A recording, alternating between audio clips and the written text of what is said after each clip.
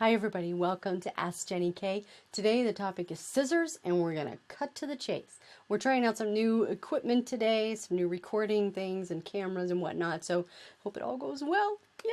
Alright, so as I'm going to talk about scissors today, I'm going to talk about the different types of scissors and their uses. I'm going to show you my faves, and then I'm going to share a trick with you to keep your scissors from walking away so nobody absconds with your sewing scissors. So we got some good stuff. I'm going to tell you a little bit too about this quilt here in the background. This quilt is, I call it my with chips version of a series using jelly rolls, and I'm going to have patterns coming out about that soon, so be sure to keep your eyes open for it. Okay, so let's just jump in here, and I'm going to start here with this is one of my go-to scissors. So take a look at this here. This is one of my go-tos that I use almost all the time. If you open it up, it clips like that, and then what I do is I put a little thimble.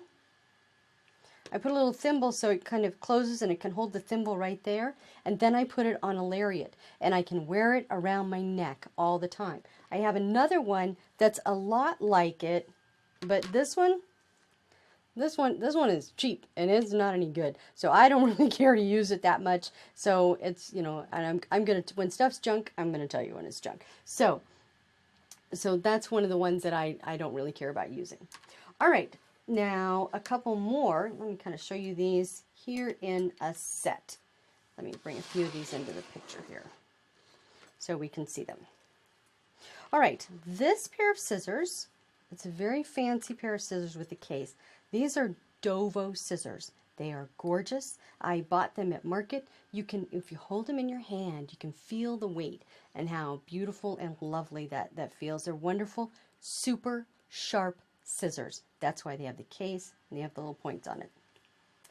This pair of scissors here with they're sometimes called stork scissors, and when they're antique versions they're really good. These are not.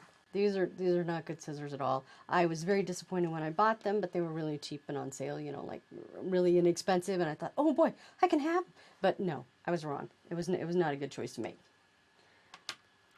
These ones, however, and I think I got these are Singer brand. These are decorative scissors and they're super sharp. These ones that I've showed you so far, they're really good for snipping those tiny, tiny, tiny bits of thread that you just go snip and take care of it like that. All right. So then I have some other scissors that are really good for snipping that I like to use that are sort of go-to scissors. So let me show you some more of those.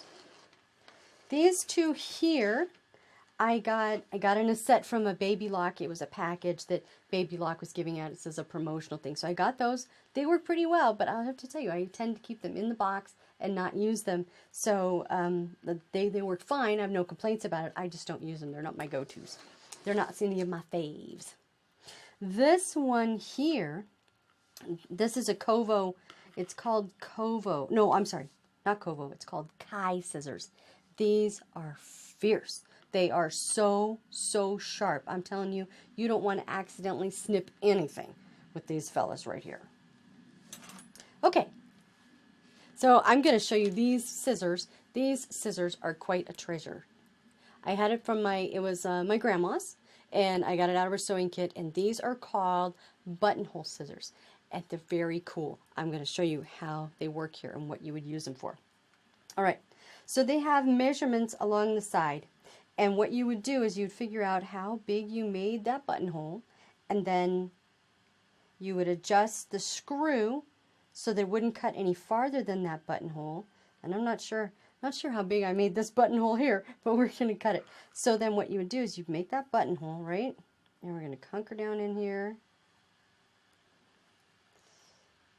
And I'm going to start the scissors right there.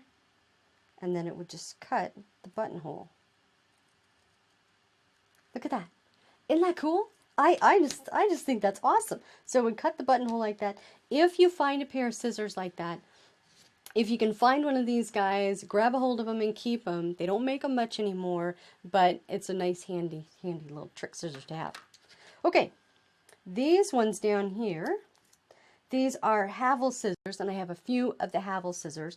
These are curved. If you catch that, they're curved there. And that's nice to come along at something like this and snip, and you don't have to worry about cutting any of the material. Yay! That's a good feature, not having to worry about that. And all the Havels that I had, they come with their own little cases, so that's cool too. Here's another Havel. And one of the things I really like about this Havel is, let me show you here. These are great. I know, I mean, you're going to just keel over, right? But they are serrated. The edges on these particular Havels that I have are serrated, so they close. It's not like it keeps them from closing, but it's a more controlled movement of the scissors itself. So let me show you. I love these for cutting out template plastic. And I can just go very smoothly, and it's beautiful and controlled. So that is primarily what I use the Havels for all the time. At least this pair anyways, I use it for cutting out template plastic. Nice, accurate cutting. Love that. Love it. And it has a little cap. Nothing wrong with that. Okay, these, these are cool. These are duckbill scissors. And that means they have this little part right here. So if you've seen them in the store, you're like, what is that? They're duckbill scissors. So what that means is you can come along here to your embroidery, right? And then you can just snip that. And there's, again, no worries about gouging out the surface here that you've created. You know, that you don't want to cut any of the background. This will just snip those threads nice and controlled manner. So duckbills are nice ones to have. These are larger size of the same Havels, again for cutting template plastic. That's a great use for it, or just regular fabric. That's fine too. But they have the serrated edges and they have the cases, so it's just a nicer cut. Okay, these pair, these are one of my favorites. Oh, I'm telling you guys, I got these for Christmas one year, and I just absolutely fell in love with them. Now, you might read in the descriptions different things like dressmaker shears, or you know, different descriptions like that. What makes them dressmaker shears in these is they'll be flat. You can see they're flat on my hand, as opposed to others that'll point up. This means that it can scoot along the table and cut the fabric on that surface very nicely, nice and flat. A lot of scissors won't do that. So that's what makes them dressmaker shears, and those are really nice. These you can send them away and have them polished, not polished. You can have them sharpened. You can send them away and have them sharpened, and that's really cool too. So it's nice to have at least one good pair of scissors. And these, you might be wondering what these fellas are. These are pinking shears. They have the serrated edges for pinking. Now what they used to do, well, they still do it in dressmaking stuff sometimes, is that they would have the, mine needs to be sharpened quite badly, but they, instead of finishing the edge or creating a seam in garments, they didn't have sergers like we do now, but they might pink the edge, and that would keep it from fraying. So that's what the pinking shears are for.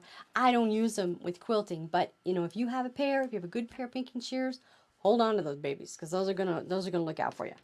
All right, so now I want to tell you my secret about how I keep my scissors from wandering off. All right, the idea is this: like if you got young kids, right, and you want them to always blow their nose, you have Kleenex everywhere, right?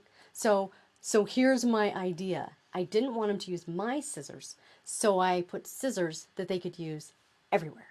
All kinds of scissors. So I have scissors that are specifically for kitchen. I got kitchen scissors, and I've got good, we use these for the garden and cutting open packages. I even went to Walmart, I think that's what these guys are, Walmart, and I bought a package of scissors that was just, it was just like $3 for the package of scissors, and I put them all over the place, right? So anytime they need a pair of scissors, they look around and say, oh, I need scissors. Oh, there's some. I can use those. Instead of going to the scissors that they most remember, where mom's scissors are, they can find them right there. And so there's a few like that. I even have I even have a nice sharp little scissors that I keep in the bathroom. I keep it in the bathroom because, you know, if you bought clothes, right, and you want to cut the little tags off the clothes, snip, and then you don't go bother my scissors. Or if you just need to trim that little bang or something like that, you can trim up with these scissors and it works great. So that is my trick for keeping everybody's hands off your scissors. You make sure everybody has readily available all the scissors that they need. All right, you guys, that's it for this topic. Thank you so much for joining me. I'm going to post these also again on YouTube, so I hope you watch them, share them. I'd love to hear your reviews and your thoughts and your additional questions if you've got any. Next time, I'm going to talk about my go-to books for beginner quilters, and for another topic of color books, all different color inspiration and color ideas, and for exploring more about color. Thank you guys so much for joining me. I appreciate it. I'll see you